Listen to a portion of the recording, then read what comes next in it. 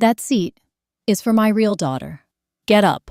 My father said that in front of 80 people at his own retirement party. And then he pushed me. I remember the sound more than anything. My heels hitting the hardwood floor, the silence that followed, and the way no one moved, not even my own mother. I stayed there for a second, maybe two, staring up at the ceiling lights, trying to understand how I went from being his daughter to someone he could erase in a single sentence. But what hurt more wasn't the fall. It was what happened after, because not one person helped me up.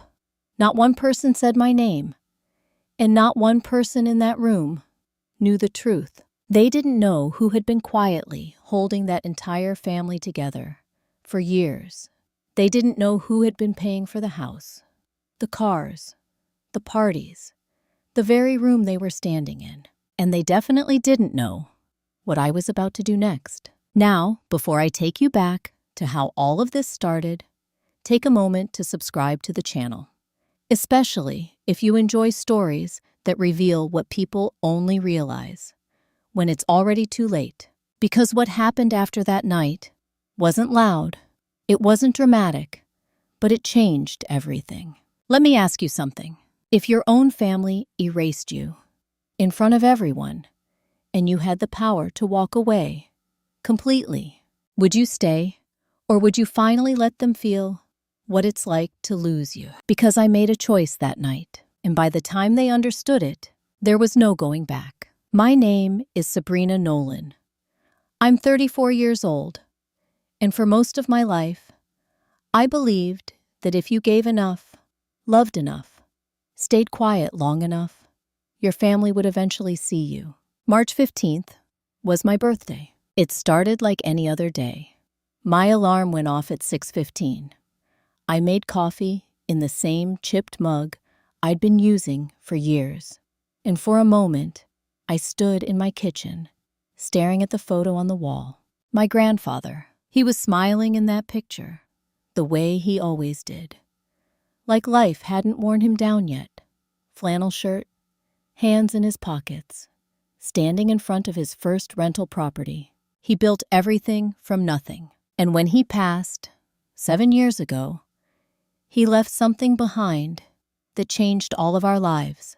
But I'll come back to that. That morning, I checked my phone. Nothing, no messages, no missed calls, no happy birthday from anyone with my last name. I told myself they were busy. People forget things. It happens. So I went to work. I run a small property management office just outside town. Nothing glamorous, just enough to keep things steady. 4 houses, 2 duplexes, 1 commercial lot. It's quiet work, predictable. And that day, I found myself checking my phone more than usual, between emails, between tenant calls, between signing off on maintenance requests that never seemed to end. Still nothing. Around noon, my friend Claire called. "Happy birthday, Bina," she said. 34 looks good on you. I smiled, but it didn't quite reach my voice. Claire has always remembered, even when no one else did. We talked for a few minutes. Nothing important, just enough to remind me that I wasn't completely invisible. But when the call ended, the silence came back. By the time I got home that evening, I had stopped pretending it didn't hurt. The house was dark, quiet in that way that feels heavier than it should. I heated up leftover soup, stood at the counter, and ate alone. No cake, no candles, no message from my mother, no text from my sister. At 8:40, I picked up my phone. I opened our family group chat. Just 3 names: Mom, Megan, and me. The last message in that chat was from 3 days earlier. Megan had posted a photo of her engagement ring, princess cut, bright, perfect. My mother had replied within minutes, "My baby girl, I'm so happy I could cry." And then came the hearts, dozens of them. Messages about the party, the venue, the guest list, 67 texts in less than an hour. And then, nothing. Until me. I stared at the screen for a long moment, and then I typed, "Hey, I know everyone's busy, but it's my birthday today, and I'm feeling a little down that no one reached out." I read it twice, almost deleted it, but I didn't. I hit send. The message delivered instantly. 2 small check marks turned blue. They had read it. I waited. 1 minute, 5 minutes, 10. Nothing. I kept the phone in my hand, watching the screen slowly dim until it went black. At 10:14, it buzzed. I grabbed it so fast, I nearly dropped it. My mother's name lit up the screen. For a second, I felt something I hadn't felt all day. Hope. I opened the message. "Sabrina, we've been meaning to tell you this. We need space from you. Please don't reach out anymore." I read it once, then again, slower the third time, as if the words might rearrange themselves into something that made sense. They didn't. And then, beneath her message, a small notification appeared. Megan liked this message. A tiny thumbs up icon. That was it. No explanation. No apology. No hesitation. Just agreement. I sat on the edge of my bed, phone in both hands, and for a moment, I felt nothing. No anger, no tears. Just empty. Like something inside me had quietly shut off. I didn't reply. I didn't call. I didn't ask why. Instead, I did something very simple. I set the phone down, and I stared at the wall until the room went completely silent again. Because in that moment, something became very clear to me. They didn't forget my birthday. They remembered. They just chose not to care. And for the first time in 7 years, I started to wonder what would happen if I stopped caring too. I didn't know it yet, but that question was about to cost them everything. I didn't sleep that night. Not really. I drifted in and out. The kind of shallow rest where your body lies still, but your mind won't let go. Every hour, I woke up with the same weight pressing against my chest. By 5 in the morning, I gave up. The house was cold, quiet. I walked into the kitchen, poured myself another cup of coffee, and that's when I saw it again. My grandfather's photo, same place, same smile. For a long moment, I just stood there, holding the mug in both hands, remembering the last real conversation we had. He was sitting at this very table. We both knew he didn't have much time left. Stage 4, pancreatic cancer, doesn't negotiate. He looked tired, but his voice was steady. "Sabrina," he said, "I'm putting you in charge." I remember blinking, thinking I'd misheard him.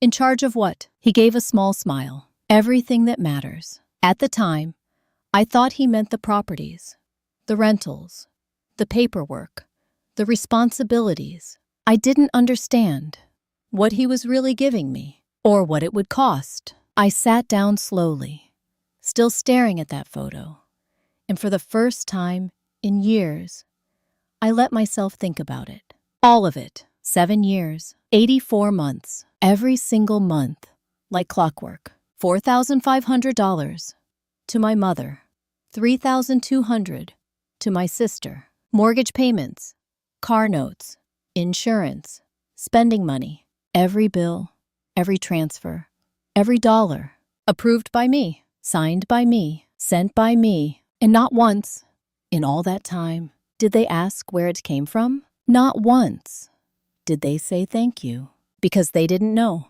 or maybe they just didn't care enough to ask. I took a slow sip of coffee, and something about the taste felt different that morning.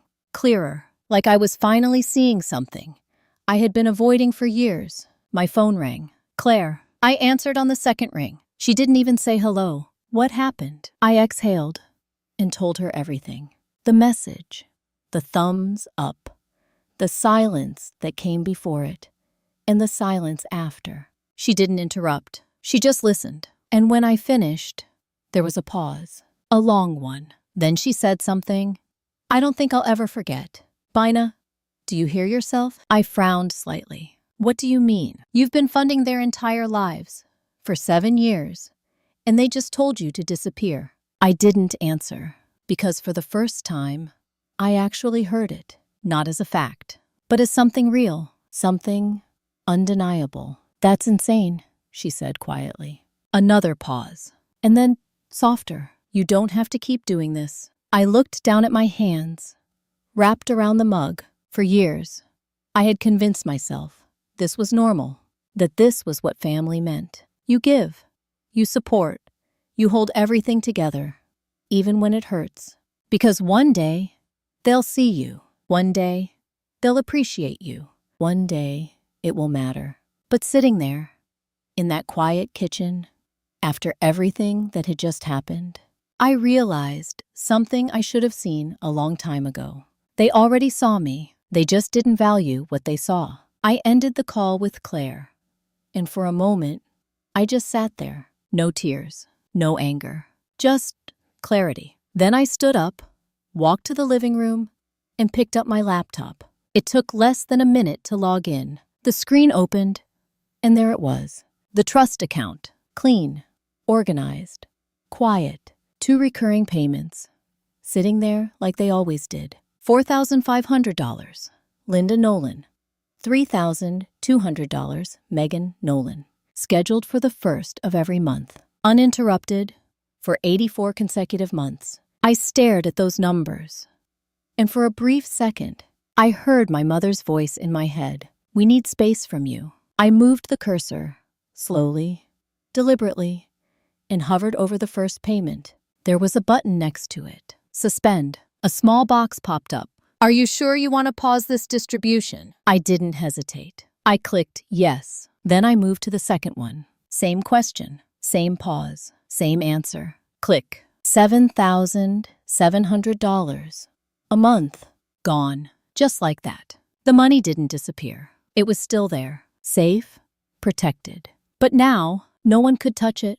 Without me. I closed the laptop, gently, and leaned back in my chair. My hands were steady. My breathing was calm. And for the first time in a very long time, I didn't feel invisible. I felt in control. I didn't know exactly what would happen next, but I knew one thing for certain. The 1st of the month was only a few days away. And when that money didn't show up, they were finally going to notice me. The question was, would they notice me as their daughter, or just the person who turned off the money? The 1st of the month came, quietly. No alarms, no warnings, just another morning.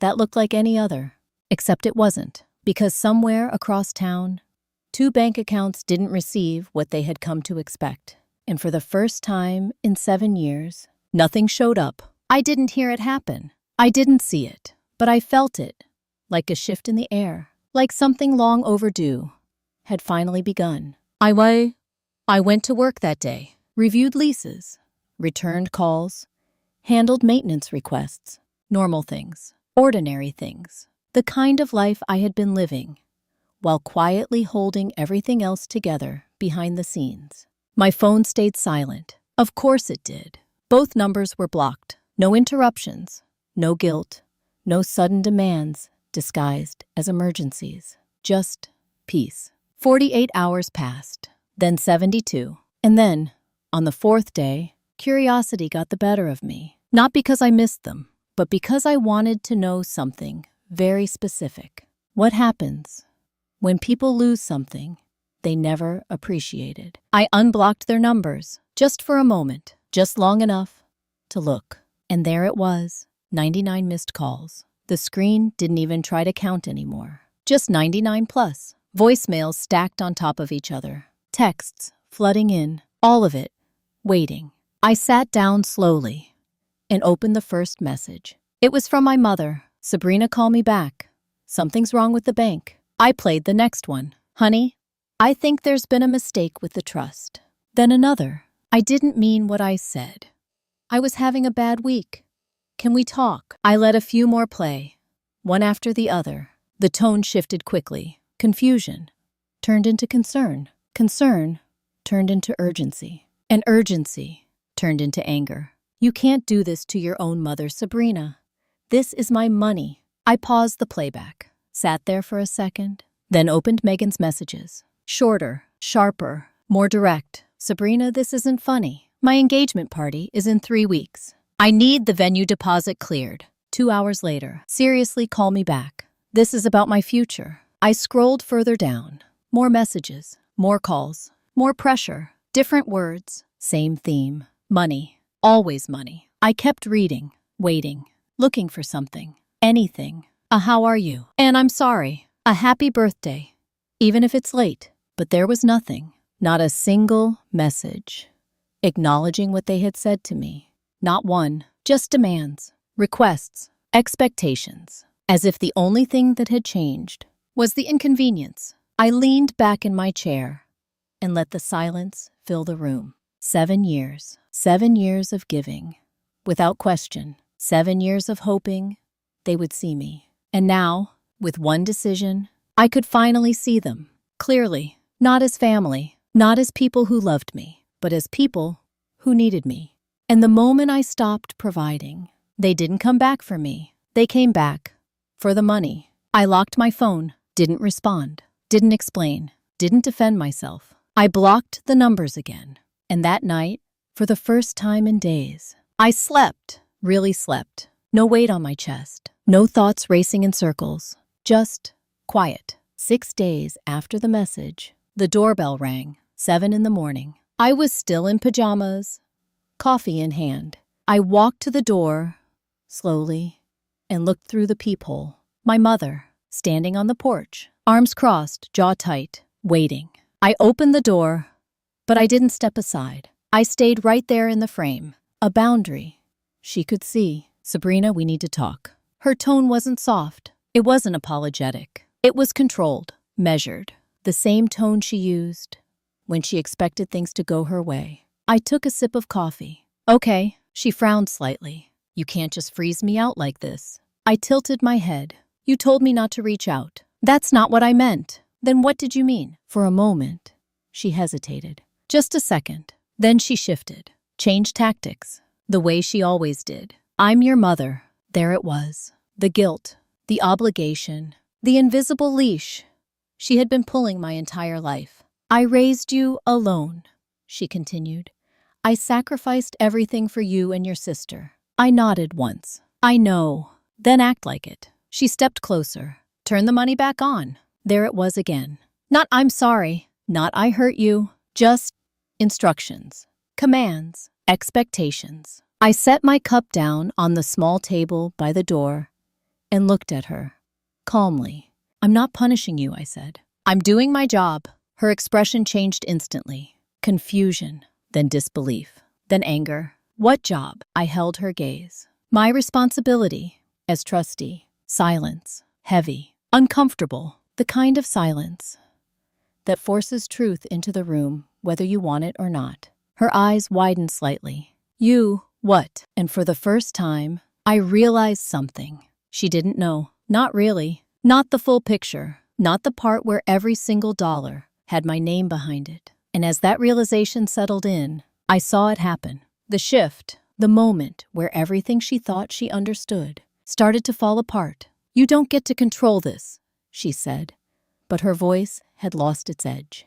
I picked up my coffee again. I always have. She stared at me, and for a brief second, I saw something I had never seen before. Not anger, not control, but uncertainty. And maybe, just maybe, fear, because for the first time in 7 years, she was standing in front of me, and she didn't know what to do next. And that's when I knew this wasn't over, not even close. Because once people realize they've lost control, they don't walk away quietly. They fight. And I had a feeling this fight was about to get a lot more public. It didn't take long, not even a full week. That's how fast a story spreads.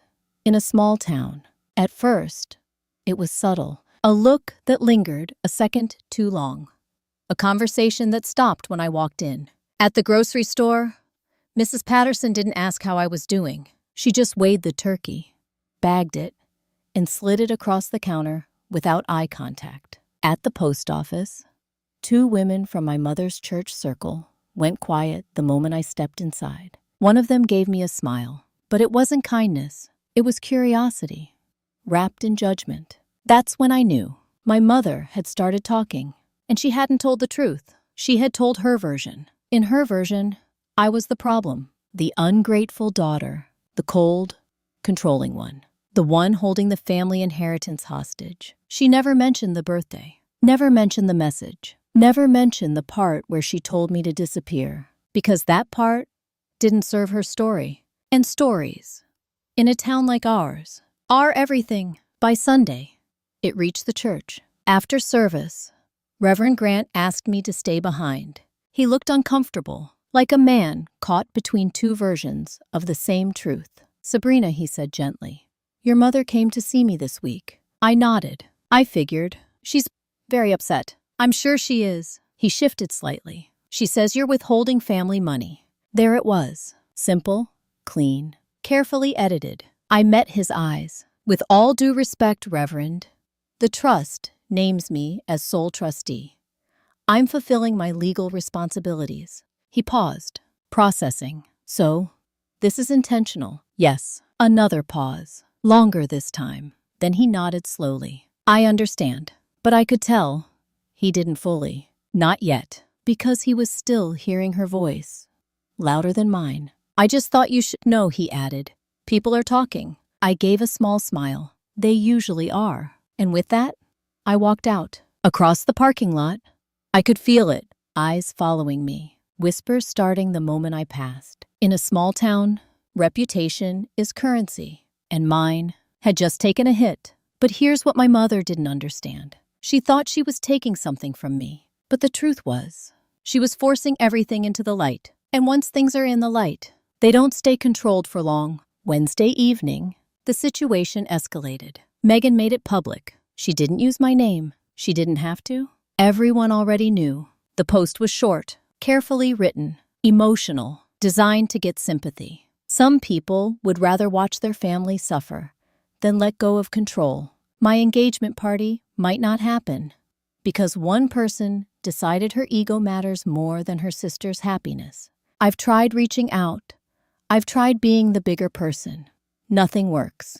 Sometimes the people who are supposed to love you are the ones who hurt you most. Within an hour, 43 likes, 21 comments, 6 shares. Stay strong. You deserve better. That's horrible. Family should support each other. I read every single one, slowly, carefully. And then I put my phone down, not angry, not even surprised. Because this was predictable. When people lose control, they don't just react privately. They perform. They build narratives. They recruit allies. They turn pain into something visible, something that gets them support, even if it's built on half-truths. Claire sent me screenshots. "I'm so sorry," she wrote. "You okay?" I stared at the screen for a moment, then typed back, "I'm fine." And I meant it, because for the first time, I wasn't trying to fix anything. I wasn't trying to defend myself. I wasn't trying to explain. I was just watching. That night, I called Ray.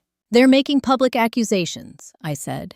"Does that change anything legally?" His answer was immediate. Number. A pause. "Your authority is clear, documented, protected." Another pause. "But socially, it might get uncomfortable." I let out a quiet breath. "It already is." He hesitated, then added something else. "Just in case.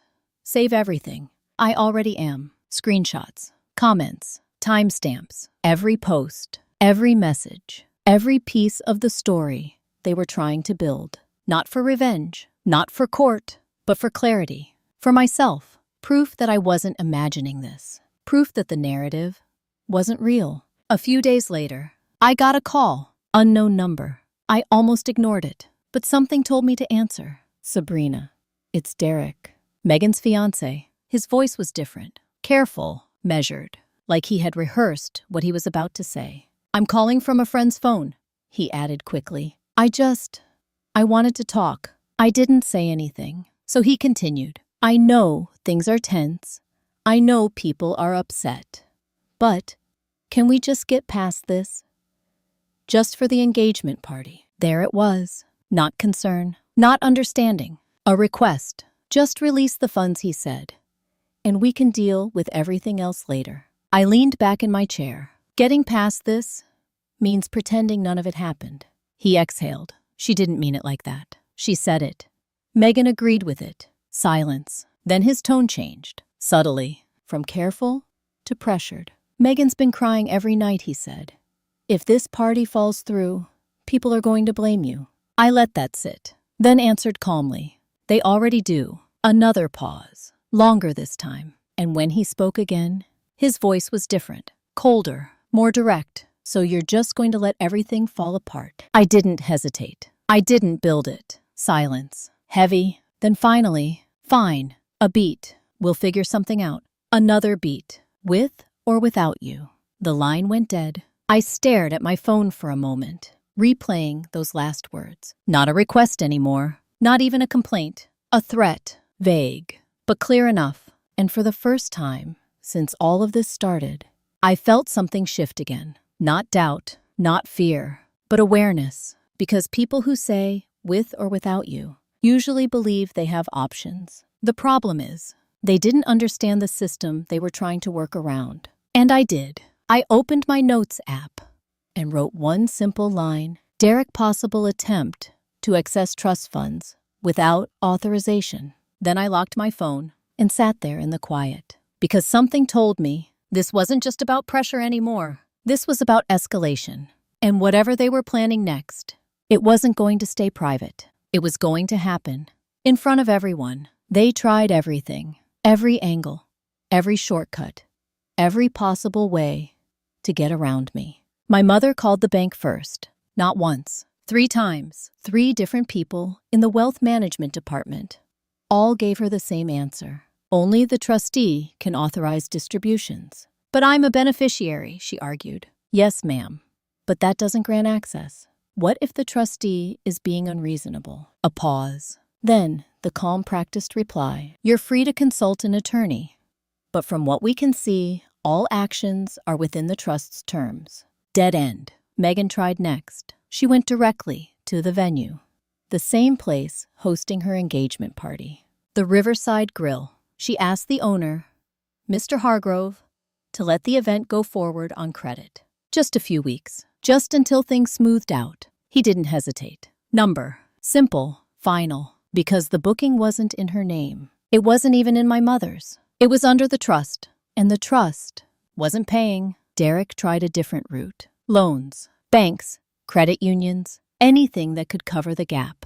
But urgency has a cost. And without strong credit or collateral, the answer was the same everywhere. No. Meanwhile, I went to work, answered emails, approved repairs, managed properties, lived my life quietly, steadily. The difference was, for the first time in years, I wasn't living it for them. I wasn't anticipating their needs. I wasn't solving problems they hadn't even noticed yet. I was just existing for myself. But that didn't mean it was easy, because clarity comes with a cost. And sometimes, that cost is memory. One evening, I was sitting at my kitchen table, clearing out old emails. Nothing important, just cleaning, deleting things I didn't need anymore. Then I saw it, 5 years old, from my mother, subject line, trust question. I clicked it, and as I read, something inside me went completely still. Sabrina, it began.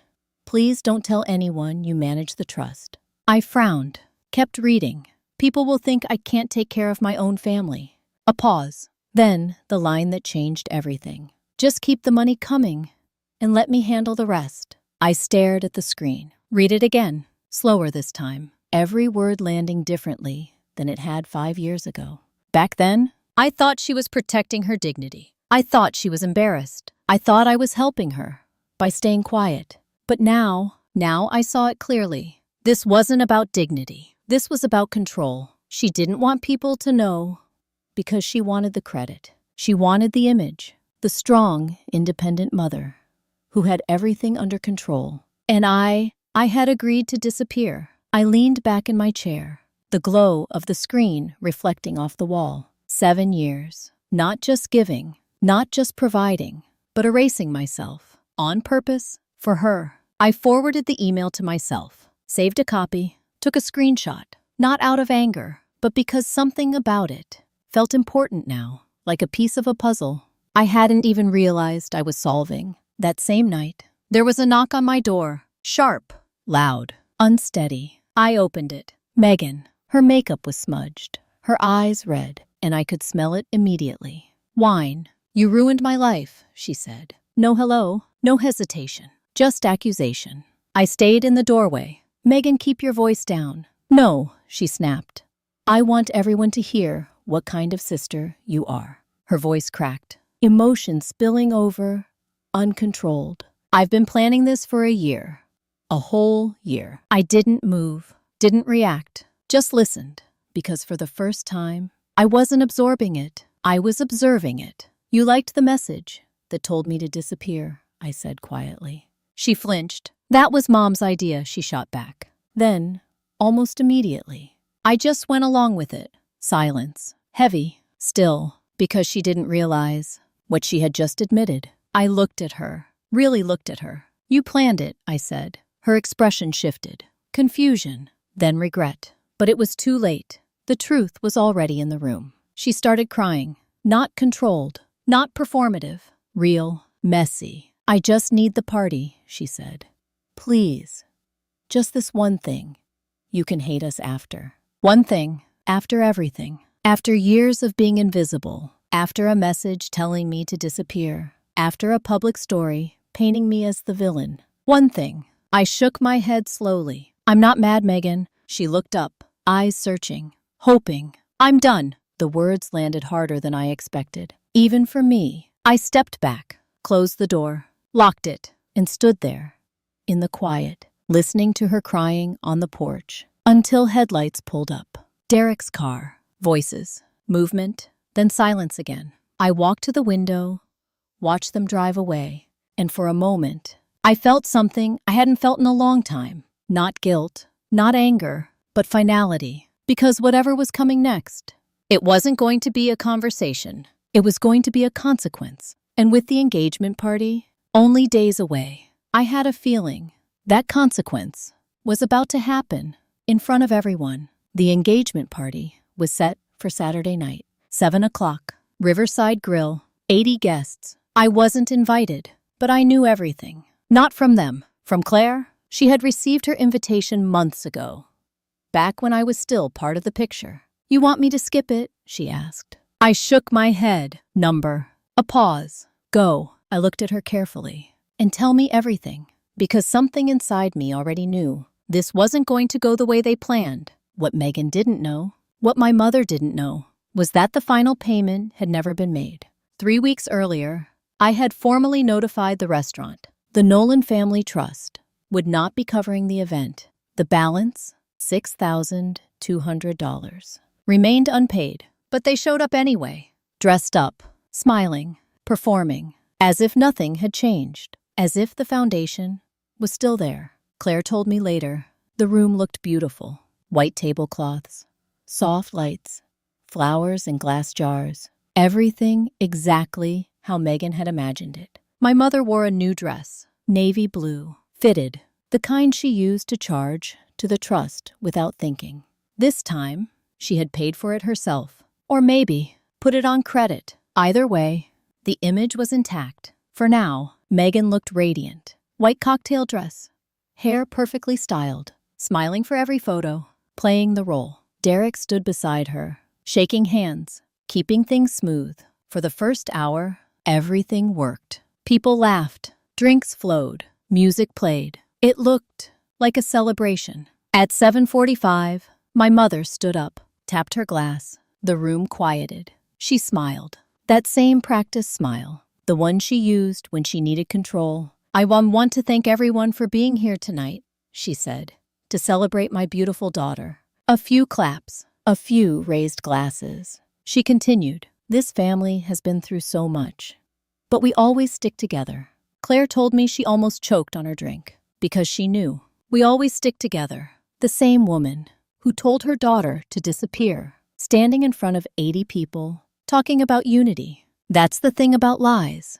They sound convincing until reality walks in. And at 8:22, reality did. Mr. Hargrove, the owner, he didn't make a scene, didn't interrupt. He simply walked over to my mother's table, leaned down, and spoke quietly. "Mrs. Nolan, may I have a word?" She smiled. Of course she did, and followed him into the kitchen. Claire watched through the glass window on the door. She couldn't hear the words, but she saw everything else. The clipboard in his hand, the way he pointed to something, explained, waited. And then, the moment it hit, my mother's posture changed. Shoulders dropped, face tightened. The smile disappeared. 3 minutes. That's all it took. 3 minutes to undo 7 years. Megan noticed, walked toward the kitchen, pushed the door open, just in time to hear it. The trust has not authorized this payment. And just like that, everything cracked. What do you mean? Megan said. Her voice, louder than she intended. Heads turned. Conversation stopped. The kitchen doors swung open, and the truth walked into the room. It's not paid, Megan said. No filter, no control. Sabrina froze the trust. Silence. Heavy. Immediate. 80 people processing something they had never been told. Mrs. Dalton, one of the neighbors, spoke first. Wait, she said slowly. Sabrina manages the trust. All eyes moved to my mother. She didn't answer. Couldn't, because the story she had built had no space for that truth. You told me you handled everything, Mrs. Dalton added. Another voice joined in. Is that not true? Still nothing. Then someone else. So, Sabrina's been paying for all of this. And there it was. Not shouted, not dramatic, just spoken, but louder than anything else that night. 7 years of quiet control collapsed in under a minute. My mother sat down, not at her table, at the nearest chair, like her legs couldn't hold her anymore. And when she finally spoke, it wasn't an apology. She's punishing me, she said. My own daughter is punishing me. A few people shifted uncomfortably, but the room had changed. You could feel it, the energy, the perspective. The truth had weight now. Megan turned toward Claire, eyes sharp, accusing.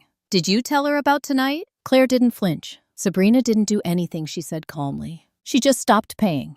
That line cut through everything, because it was simple, undeniable, and completely true. Guests started leaving, slowly at first, then faster. Quiet goodbyes, avoided eye contact, conversations cut short, because nobody wanted to stay in a room where the illusion had collapsed. By 9 o'clock, half the room was gone. By 9:15, there was no party left, just silence, and the consequences of a story that couldn't hold itself up anymore. Claire called me later that night. I was sitting on my couch, tea in hand, listening. She told me everything, every detail, every reaction, every moment. When she finished, there was a pause. I'm sorry, she said. I shook my head, even though she couldn't see me. I didn't want it to happen like that. I know. Another pause. But it happened, and she was right. It did. Not because I exposed them, not because I planned it, but because when you remove the support, the structure reveals itself. And if it was never stable to begin with, it doesn't bend, it breaks. That night, I didn't sleep. Not from stress, not from guilt, but from clarity, because for the first time, everything was out in the open. No more hidden roles, no more quiet sacrifices, no more pretending, just truth and consequences. The next morning, I knew exactly what I was going to do next. Not revenge, not punishment, something else, something final. Because cutting them off was only the beginning. Now, it was time to decide what came after. Monday morning, I was at Ray's office by 8. No hesitation, no second thoughts. I want to restructure the distributions, I said. He looked up from his desk, not surprised, just attentive. Not eliminate, I added. Restructure. He leaned back slightly. Tell me what you're thinking. I had already worked it out, not emotionally, practically. $1,200 a month, I said. To each of them. He nodded once. Conditions. Strict. I folded my hands. Rent, utilities, groceries. Documented expenses only. No lump sums. No discretionary spending. No more blank checks. Ray wrote it down carefully. Receipts required. Yes. Every time. He looked up again. You're sure about this? I didn't hesitate. Yes. Because this wasn't about control. It wasn't about revenge. It was about structure. About boundaries. About making sure that if anything continued, it would be real. He drafted everything that afternoon. Formal. Precise. Legally sound. Certified letters went out the same day. To my mother. To Megan. No phone calls. No explanations. Just terms. Clear. Unarguable. But I did one more thing. I opened my email, scrolled down, until I found it. The message from 5 years ago. Just keep the money coming and let me handle the rest. I read it one last time. Then I forwarded it to my mother. No long message, no argument, just one line underneath. You handled it. Here's the result. I didn't CC anyone, didn't post it, didn't use it as a weapon, because this wasn't about humiliating her. It was about closing the loop. The letters arrived the next day. I know because Ray's office received confirmation. My mother signed for hers at 9:07 a.m. Megan signed at 11:15. By noon, Ray's phone rang. She wants to sue, he told me later. She can try. And he smiled slightly. She won't win, because the trust was airtight, the authority clear, the structure exactly as my grandfather intended. Within 2 weeks, everything changed. Not dramatically, not instantly, but steadily. Reality has a way of settling in, even when people fight it. My mother sold her SUV. The payments were too high. She replaced it with something older, practical, necessary. She got a job, part-time, receptionist at a dental office, 20 hours a week. It wasn't easy for her. From what I heard, she complained a lot, but she showed up, and that mattered. Megan moved out of her apartment, couldn't afford it anymore, moved back in with my mother, the same house she used to treat like a stepping stone. Derek started asking questions, real ones, about money, about responsibility, about honesty. The wedding was postponed, not canceled, just delayed. But the shift was there, clear, unavoidable, because for the first time, their lives reflected reality, not support, not illusion, reality. A month later, something else happened, something I hadn't planned, but should have done years ago. I activated a clause in the trust, one my grandfather insisted on. Charitable giving, $25,000 a year. I created a scholarship, the Harold Nolan Community Scholarship, for local students, trade school, community college, the kind of path my grandfather believed in. The announcement ran in the local paper. For the first time, my name was attached publicly. Trustee, administrator, not invisible, not hidden, seen. That Sunday, after church, Mrs. Dalton stopped me in the parking lot. She placed her hand gently on my arm and said something simple. Your grandfather would be proud of you. I paused, just for a second, because I had heard those words before, but never like this. Not as guilt, not as pressure, but as truth. And it landed differently. That evening, I sat at home, quiet, peaceful. The house felt different now, not empty, just mine. A few weeks later, I got a letter, handwritten, from my mother. I'm sorry for how things went, she wrote. But you didn't have to humiliate me. I read it twice, then folded it, and put it away, because it wasn't an apology. Not really. It was regret, about the outcome, not the action, and there's a difference. Months passed. Life settled, slower, simpler, cleaner. Saturday dinners became a routine. Claire, Aunt Patty, sometimes just the three of us. Real conversations, real presence, no expectations, no roles, just connection. One evening, 8 months after my birthday, my phone buzzed. Unknown number. A text. Happy birthday, sis. I know it's late.